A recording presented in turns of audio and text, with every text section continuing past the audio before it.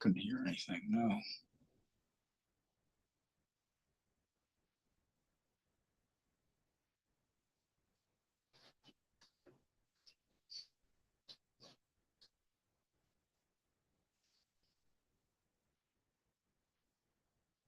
They have a fire tax imposed. I just want to reiterate something that resonated with me last month was the gentleman, was he chief that was proposed? That was talking? Eric. Yeah, Eric. He said that if they don't get what they want, that they're going to come back and tell us what they can't do. So maybe we should ask them to tell us what they can't do, what they're going to cut out. Yeah, I mean, I think in talking to them, and I was talking to some folks offline about path forward, and they said, you know, they're going to be able to fully support the township. They have enough staff, and that fully, you know, not to worry that they will have enough staff to fully support the township and all their EMS and fire needs. Now, rolling forward, as things get more expensive, the organization is going to change. We need to reevaluate it, but I don't think we're going to have to worry about, you know, we're not going to have fire service on Thursdays, you know, which is, I think, what he said. And I think as the years go by, right, the mix between volunteers and employees are shifting. It's shifting towards full-time Right. more and more, unless something changes in the volunteer funnel. But And that it could happen. Yeah. You never know. yeah, it's absolutely. And I wanted to add one quick thing. I wasn't here last meeting because I was on vacation, but I wanted to thank everybody for keeping the budget for the library. I know it seems like a lot of money, but I feel like that we're going to get tenfold back because of the projects we've been doing with them, and they love us. And we've got, I don't know, 4 or 5 already planned for next year. That's great, So yeah. I wanted you to feel good about at least making that decision. Yeah, one of the things that we did do as well, and I think you were going to look into it, was we're going to do something about our salaries and just put it back into the budget, and we weren't sure the right way to do that. Give it to, what to give it to. Well, no, it's just how do we not get paid? I think it's part of the ordinance that we have to get paid, but I don't know if it. There's just a letter of disclosure Okay. that all right, everybody else Sign it. Okay, perfect. Dave, I hate to ask this, the sound was a little squirrely to start, so if Donna could restate the motion, I would appreciate that. Oh, I'm sorry, that's you. Unless they're saying yes. Okay. No. And Jim, you get it? Okay. So I'm going to restate, because this is an important motion. I make the motion to adopt the 2026 Franklin Township budget as proposed by the Township Controller and Office Manager Melissa Ortega. And that was seconded by David.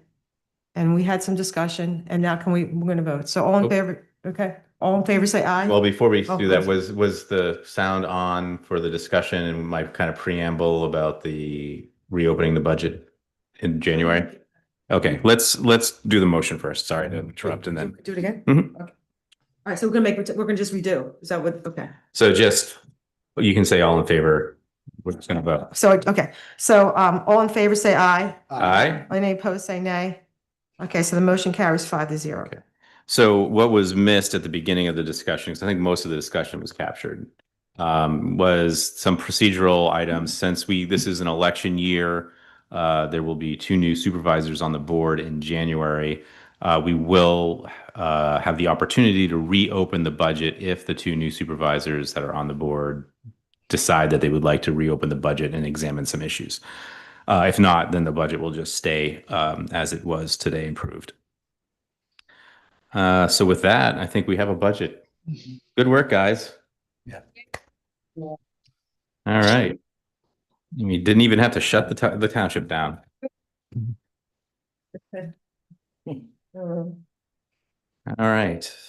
Don. Yep, next on the agenda is the certificate of appropriateness for 3317 Appleton Road. I don't know how much of this you need me to read. I guess I can go down to the HARB approved the application conditionally, recommending that the COA be granted if Mr. Byler uses 2 specific design options, one for the new window grills and one for the garage doors as outlined in the application. So if everybody's had a chance just to peek at that, I don't think it was too. Pictures are the pictures are in our meeting book. It was just the windows, the doors, Mhm. the garage door. And Oh. I think, Paul, if you'd like to provide some context, that'd be great. Yeah, just for the record, those were actually options provided by Mr. Byler. So, having been given the options, we made choices that we would felt have the least impact visually on the village, which is what we're supposed to do. So, those are the conditional recommendations we made. And he was agreeable to them, as it notes in there. They were, as I say, options offered the HARB. The other thing I would like to note that at least at the time of our vote, he was not the property owner. He was in the process of buying the property. So this going forward is ultimately conditional on him succeeding in buying the property. Thank you. Are there any Yeah. questions that anybody wants me to answer? Okay. I think we're all looking forward to seeing what he'll do to it. All right. I mean, it sounds exciting. Like it sounds like from the outside, it's like it's really going to make a big difference. I think.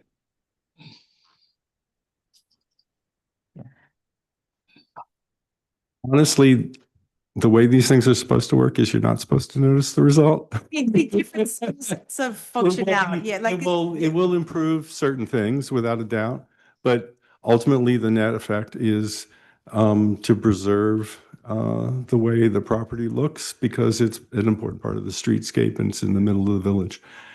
So it is, yeah, it will look spruced up, but it's not going to look dramatically different, and that's the way it should be. oh, I'm just like the rotting wood. No, no. Yeah. But that's a good point. My wording was very bad. It wasn't about making it look better or different, but just the spruce up. Yeah, sharper. Yeah. I mean, the property suffered a little bit of neglect for a while, so yeah, this will bring kind of back up to snuff, and it's nice to see. All right. Thank you, Paul.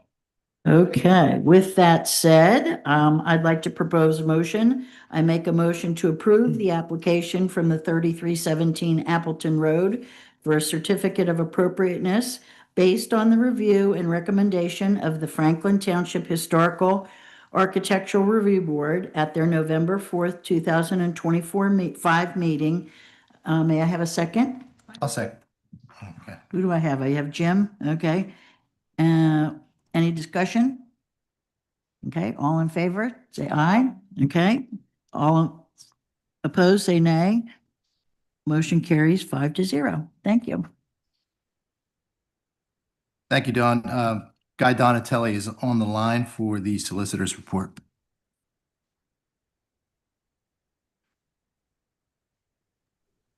Good evening.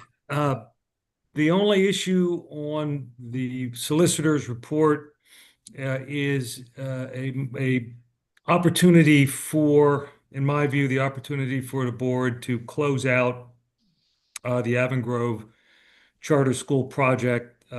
Some folks may remember that plans were approved in 2017. And as part of that approval, there were various agreements, two in particular, a developer's agreement and a financial security agreement, which were designed to make sure that the installation of the improvements as shown on the plan were installed and completed. There has been an inspection of the project.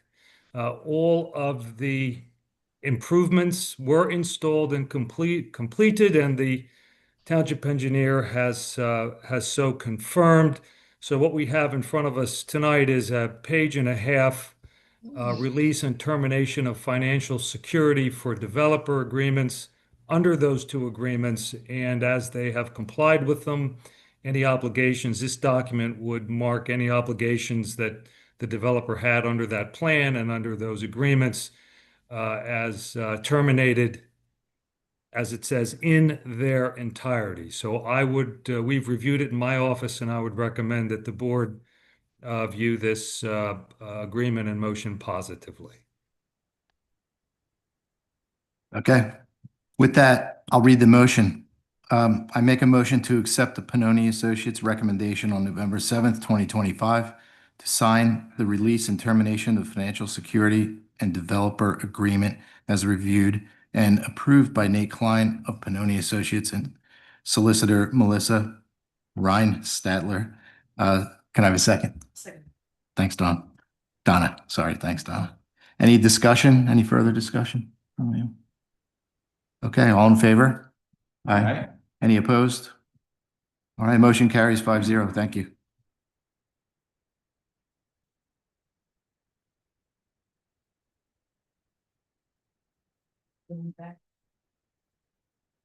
And that concludes my report. All right. Thank you, Guy. You're welcome. Thank you. Words. Okay.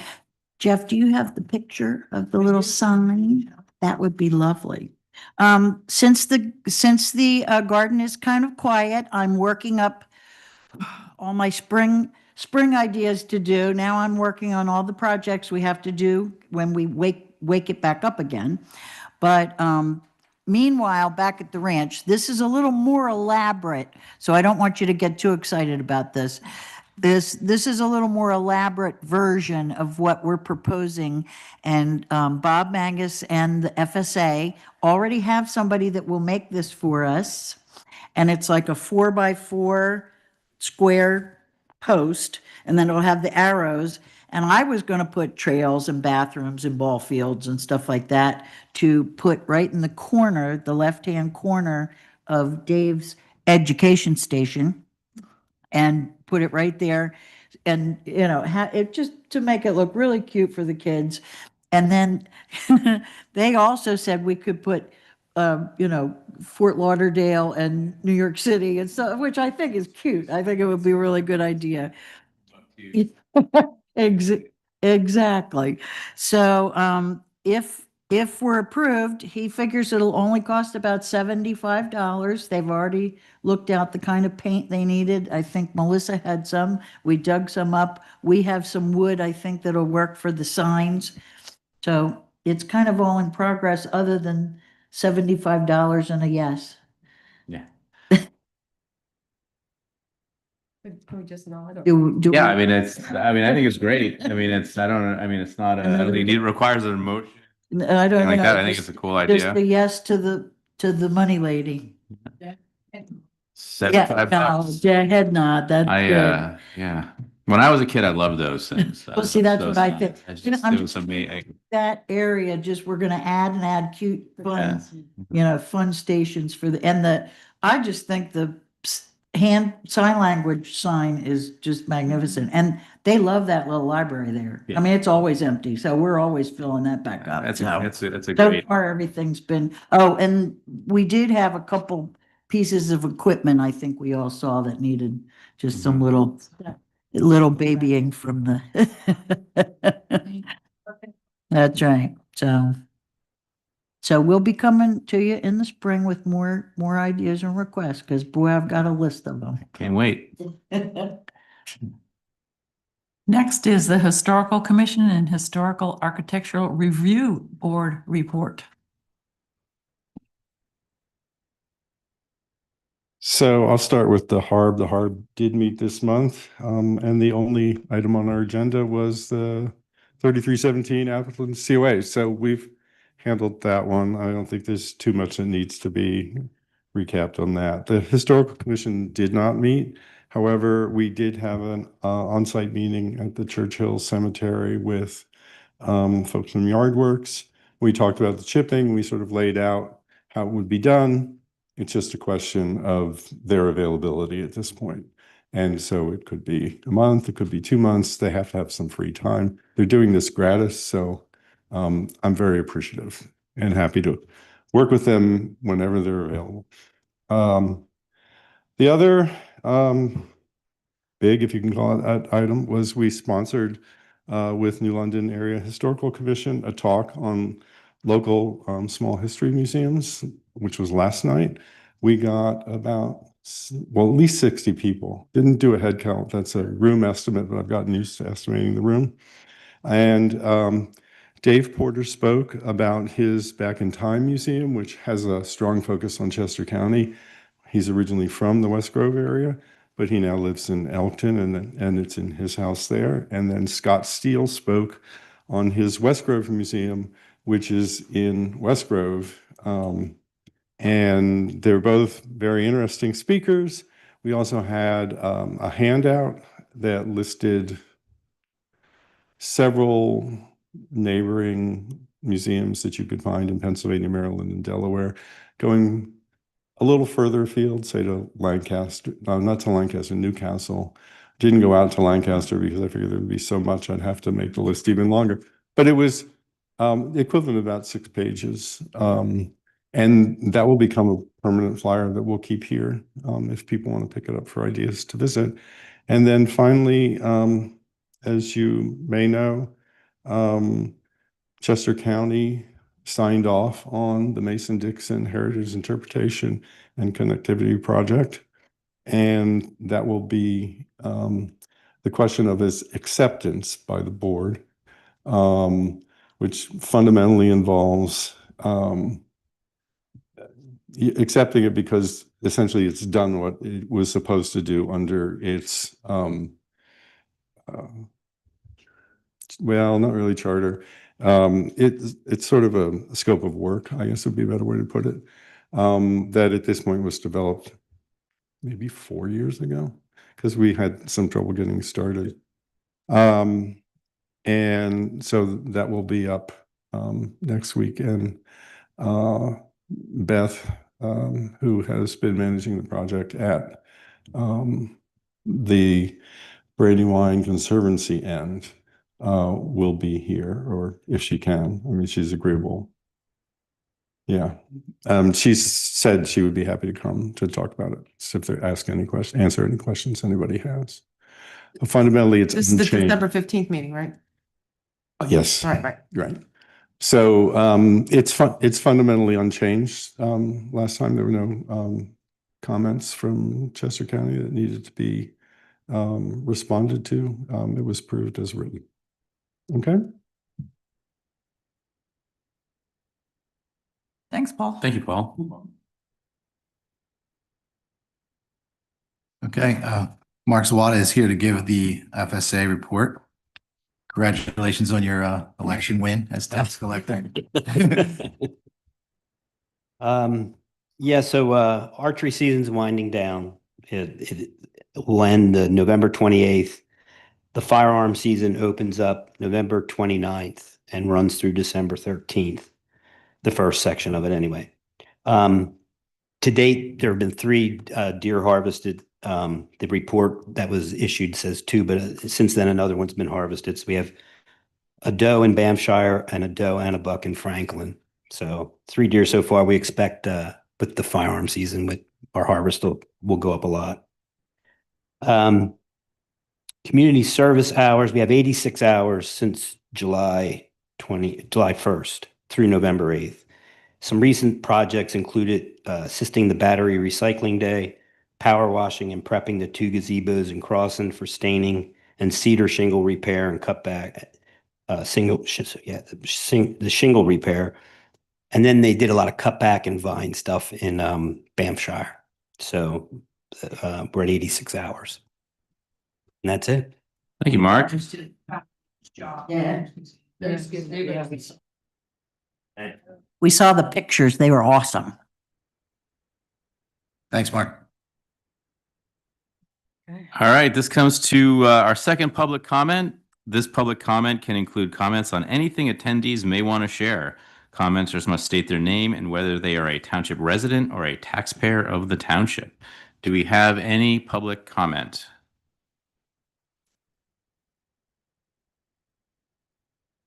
All right, not hearing any.